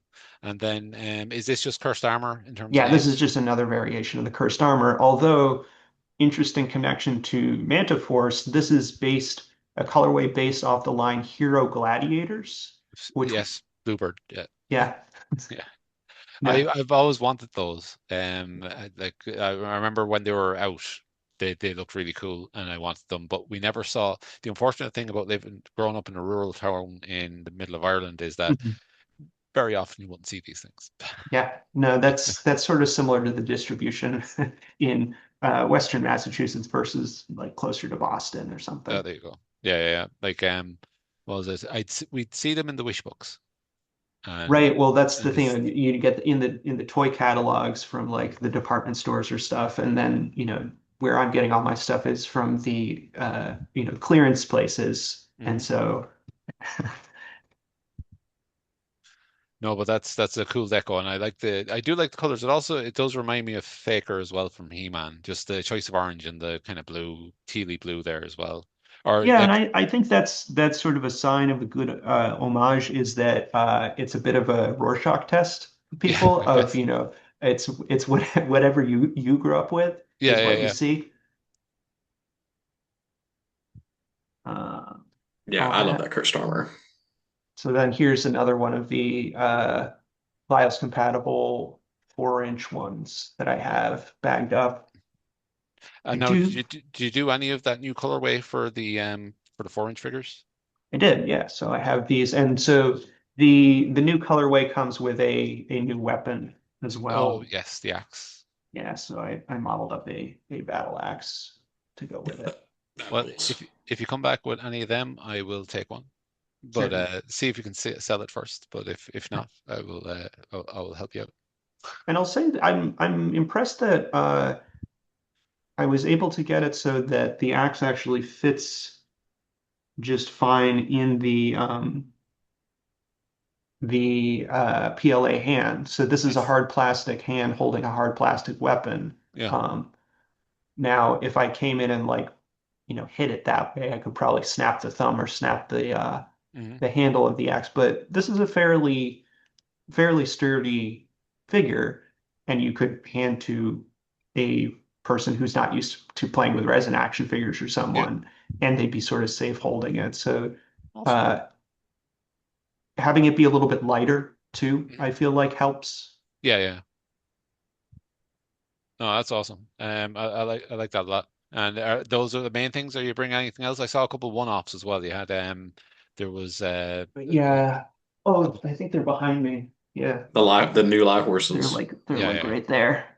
Yeah. I'll see if I can grab one without knocking everything over. So, ladies and gentlemen, watch out for Vladimir the Vladimir at this show. He's got stuff. He's got Yeah, we'll wares. see. So this was Ooh, the Horse sculpt. yeah. Now, is that spray on the back or is that Yeah, the so this is inspired by the dollar store dinosaur figures that you get where, it's just running whatever plastic, yeah, and then someone has come over with whatever some sort of spray tool and just going just over done it? a quick pass over. Yeah, yeah. But because I sculpted all the scales on it and stuff, it sort of picks out some of that detail. Um, and then I painted the eyes, and that's really all the paint on the actual live horse that I have to do. And then I paint the saddle. I think that's perfect. I think that's a really nice render on that. Because you don't really have to. It's a mount. Like it's not a. Yeah. It's a beautiful creature and animal vehicle but Mhm. you don't have to get crazy into the details with the paint. I think that the impression of paint, the impression of a deco with a strong the strong layer of black on the back is enough to lift it, because there's a lovely gradient then between the black and the green as it transitions down. So I think that's as much as it needs. Right. And so having a little bit of contrast between whatever you have as the rider Mm. versus the mount kind of makes it a better ensemble Yeah, versus doing a really complex paint scheme on the mount and then having a really detailed rider. It kind of all bleeds together. yeah, yeah. Right. No, And it makes me think about what Kenner did with like the Mhm. dewback. The dewback, it's just this flat snot green lizard with a dark brown saddle and then a hot white trooper. There's just nothing but color breakup. There's no paint. it's like So, it's like with the Castle Grayskull, the original one. yep, Like that's just got Yeah, a exactly. that's a couple great shots of black example. across it. Like, That's all. It's all it needed. It yeah, was all yeah, there, and like with Gordon's Lagwares, I mean, it's just there in the sculpt. It doesn't mm, need anything else. yeah, yeah, yeah. No, Mhm. that's really nice. I like that. Brett, do you have anything that you're bringing within Arms Reach? You had Barney Bones, I guess, will be coming, right? Yeah, the little fella. So this will be, I'm gonna have three or four of the full-sized ones. So those are gonna be just around 4 inches. They're, cartoon proportions. So don't expect them to fit in with your G.I. Joe O-ring or anything. But they're still fun desktop toys. But I'm gonna do a small run. I don't know how many of the Glio size 2 inch. These will be a perfect pocket companion. This will be my sub $10 item. He'll be bagged, nice little guy, but fully articulated. You get wrist, shoulder, and then you'll get ankle and a little bit of head swivel too. And then we're gonna have the return of the ooze clops. So that'll be yeah. Yeah, Derek I showed think that. Oh yeah, there, you got one there. I, There is. I have a bunch in my Yeah. box here that Brett sent me back with. Yes. Yeah. I just love them. They're such a fun figure, and like Mhm. I Yeah. like that you can print them at any like a number of different sizes, and it Yeah. just becomes Yeah. Derek does have one of the juggernauts, the Oh, big ones. I, and it's big enough to eat a figure properly. Like, Yeah, they're pretty sick. But for those that aren't aware, they do have slots all over them. It's a giant one-eyed ooze monster, something you would see out of an RPG or sci-fi game. And they have slots all over them to slot in weapons from different lines, Mhm. whatever your heart content. So it's a pincushion monster. But I'll have some of the little baby versions that use plasms. These will be $1 or two, just fun takeaway fare for the kids or adults that want something cheap. And then we'll have some of the new human oh wizards yeah. with the I'm very boots. excited for that. Yeah, Nice. well, I have one coming for you that'll be a one-off colorway. He's Excellent. in production, so but check out that arcane missile. So that's Flexi TPU for his spell, and he's gonna have his new Crimson Magic wand, and he will have I sunglasses was go because the dude abides. I was going to So say that those sunglasses are key. Okay. yeah, that's the party wizard. He's just shooting vibes. But Sweet.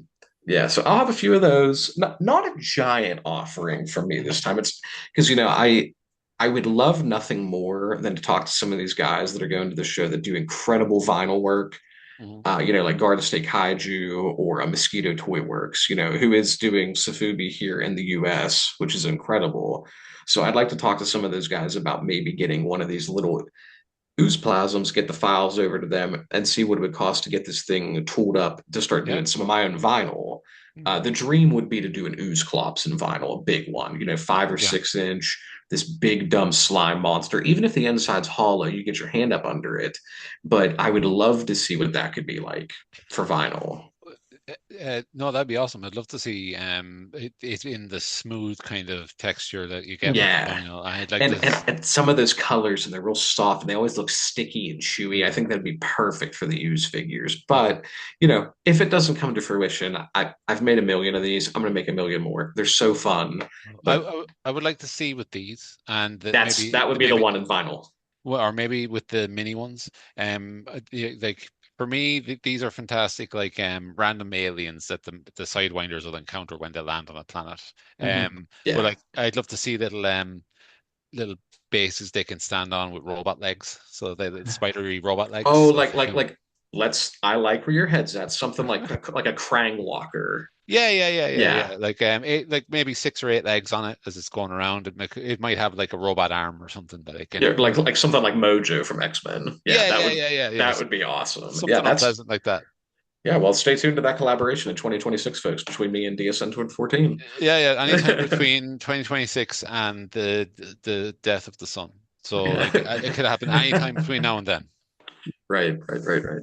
No, yeah, but that's what I'll be bringing up. I will hopefully have the working prototype of Orbix to show off at the show. I'm happy with him so far, but I Mhm. would like some more engineering data. And this is his first day of life, and he's still not finished yet. So for me to have this thing unveiled, ready next week at a show, and I have to work this week, the odds of that happening are slim to none. But hey, the stranger things have happened. Well, So it sounds about your pace. Like who needs sleep? yeah, breakneck. I'll go to bed at 12 and I'll Yeah, wake yeah, up yeah. at 6 and I'll just do that. And then I'll drive 9 hours to see Gordon and I'll die on the couch. That sounds So, perfect. That sounds perfect. Like you'll be in a stupor at the show. So well, like that's par for the course, but that's usually because we're in a place that is a bar. So, yeah, yeah, yeah. Beautiful. No, that's awesome. That's fantastic. Well, I look forward to seeing and hearing about the show. So like because I understand, Gordon, you did it last year. It was last year your first year doing it? Yeah, the last year was the first year that the organizer Jake actually ran it here. Okay, okay. He has done other sort of local events like a sort of like a punk rock craft fair type thing Okay. towards the holidays. They Yeah, also yeah. used to organize the local roller derby, Mhm. but he's sort of connected with, I would say, a lot of the East Coast Sofubi people. I'm trying to remember, uh, and I'm sure I'll remember it well after this call. But there's like a message board that's sort of a popular place for people to trade information around vinyl that sort of a bunch of those people are part of, and then they're all another sort of grouping of those folks are part of the East Coast Chokogen Summit, which Okay. is a bunch of people who collected like the old The the old Super Robot large. toys. Yeah, Yeah. yeah, yeah, yeah. Um, Yeah. And those are awesome. Yeah, like I remember I tabled beside him at the first toy pizza that I was at. So I mhm. just remember him, he was a lovely man. Yeah. And his I really like the one of the things that he makes, not that like I didn't get to get one of the tank dino Mhm. car I didn't get to get one of those, but the little resins that he does Yeah. are they're pizza, beautiful. the Like they're so Pizzasaurus. yeah, yeah, yeah. The Yeah. clarity of his resin is fantastic. Now, I don't know if he's casted them or printed them, but they're beautiful. So he's printing them, and so it's his brother who owns the Yeah. resin printer who runs them for him. And I think he's just doing sort of similar to what you did with the Burning Gamma, where you're doing that clear coat atop the Okay. resin, Yeah, and yeah, that yeah. just eliminates the The rare cloudiness. lines. Yeah, yeah. Fair enough. And if anyone's listening and is interested in that clear coat, I have recommended DuraClear Gloss Varnish. Hmm. This is an outdoor varnish. It is water-based, very easy cleanup, non-toxic. You can buy this at Michael's. Yeah. Invest in this because there was talk they were going to pull it from the market. So anybody I talk to that prints resin, buy this in bulk and buy stock in the company. We have to keep this around. It's incredible. No, you This episode is endorsed and sponsored by DuraClear. Yeah, yeah. Don't buy GameStop stocks. If you want to buy a failing business, then buy Duraclear. Duraclear by Michaels, yeah, yes, and Hobby Lobby. yeah. So you used to use that all on your like drinkware sets that you did, right, Brett? Yes, which speaking of, I am considering bringing up some of these drinkware sets with me to the show, but that is already such a hyper niche product. I cannot You know imagine. what? Roger from Garden State Kaiju probably would want one because he's like a Kenner Star Wars guy. Yeah, and they are compatible. I made sure Mhm. they're compatible with the retro collection and the original Kenner stuff. So maybe he will like that, but I our audio medium listeners, they are drinkware based off Star Wars Galaxy's Edge soda that looks like Mhm. a thermal detonator. And I have tooled them and designed them to have a little handle so they're compatible with 118 and they come in a six-pack drinkware holder. Because as if it wasn't a deep dive enough to have drinks for your action figures, I had a container to carry them and they can rest in. Yes. So that has been a very fun pet project for me and my little world building setup. Uh, But uh, yes. And that's one of the things I really enjoy about your work, Brett, is that it's ancillary items, just Mm. little conveniences that make a person's life all the more livable. Like, you've got little pup droids to go around with oxygen delivery mechanisms, or like, what we call trees. It's And you have like six packs that you can carry around. It's yeah, it's like the yeah, everyone needs hydration in outer space, but Yeah, yeah. I look forward to your next one, which is going to be like a set of curtains on some sort of tank tracks that can just yeah, go around the place, block the I mean, sun. Yeah, yeah, a walking tank umbrella.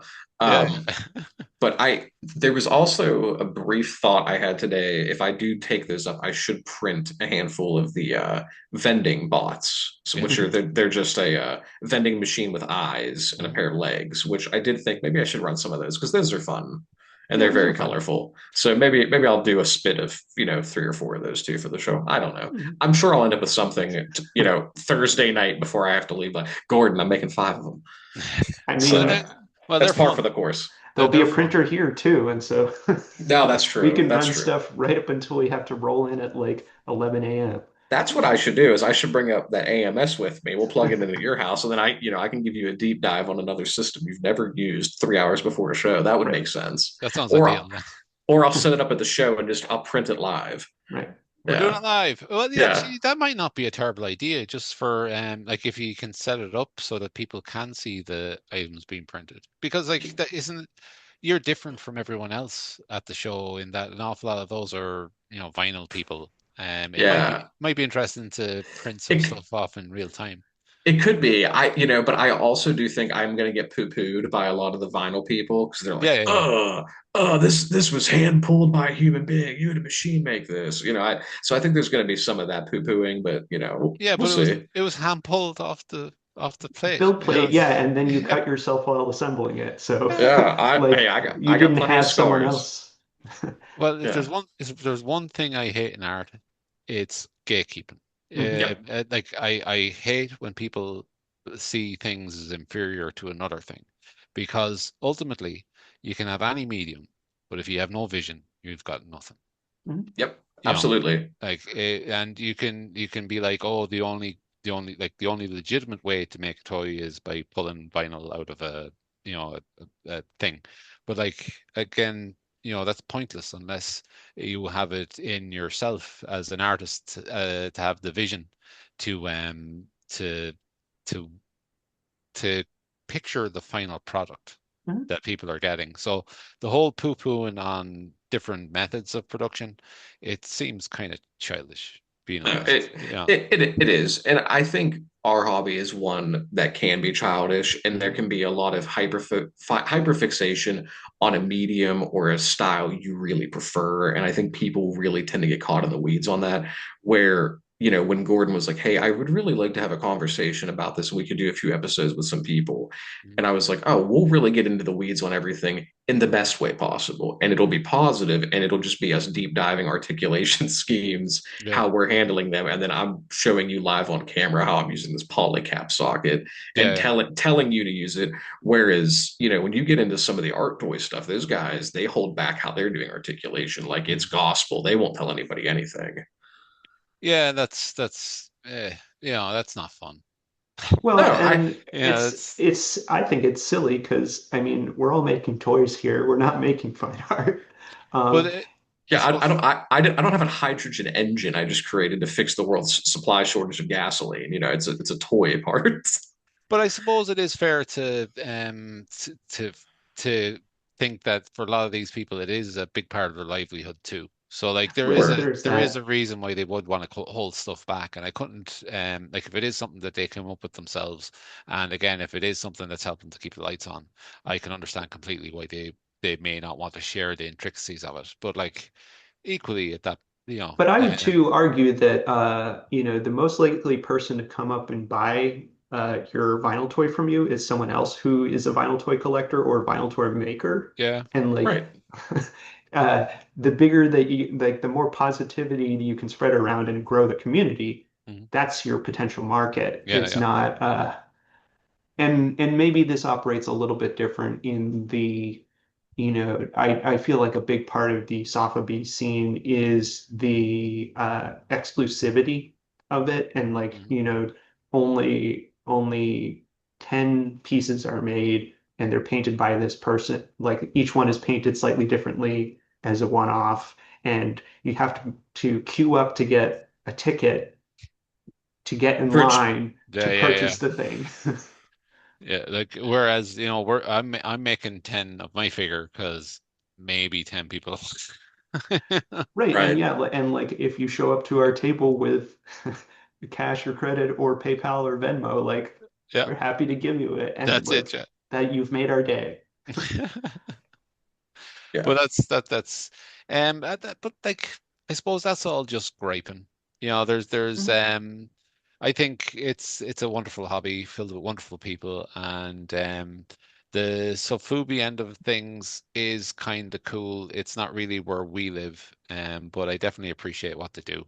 No, I It think just there's strikes me. lots to be. I think there's stuff to be learned Yeah. from each respective scene. The other way, Well, like, Well, I think Sofubi would do great for like the ooze clubs, and yeah, I think it would also be like if you were to go further with the light horse, I think it'd be a fantastic option for the mhm. light horse as well. Oh, brother, that would be insane to have a vinyl or rotocast live horse. Oh my Yeah, God. yeah. Like it's like with that the bull concept. Like originally the thought was like vinyl as well, but Mhm. FDM would Yeah. do just as well for it. But I think like larger things in vinyl, Yeah. it's a great route. No, I'd be Which I curious to, as well as Japanese vinyl, there's also the, Mexican produced like blow molded toys or Mexican vinyl. Like I Yeah. think there's that guy out of Florida who goes by King Crummy Dog, who yeah. has the Florida man with like the possum. Yeah, that Um, rules. and his thing looks like it's a lot of fun. Oh, well, that's Yeah, awesome. that I'm not familiar with him or his work. I'll Mhm. look it up after. yeah, it's good. We will drop that in the show notes. But Mhm. he did a fantastic he did one for Jesse, right? For Yeah, I think he did A Florida Man Lime Night. yeah. Yeah. Oh, nice. That's awesome. Yeah, that was pretty sick. Yeah. Yeah, Well, we've been going for, gee, we started at like 8. Have we been going for 2 hours? Yeah. yeah, about two Okay. hours. Not So bad. maybe Well, we'll wrap up the official yeah. bit of the episode here. So let's maybe go around and share our handles again hmm for those who have listened this far. So I'll kick it off. I'm Gordon. I'm Vladimir the Badimir on Instagram, and then uh, please, if you're able, come to the 413 Indie Toy Fest in Northampton, Massachusetts, at the Northampton Center for the Arts. That will be October 11th. And Brett, you want to give us your Yeah. handle? Yeah, of course. My name is Brett Barnacle. You can find me at Aegis Station at Instagram. That's where I'm mostly posting, and then there should be links there if you're interested in any of my toys and stuff. And Derek, where can people find you at?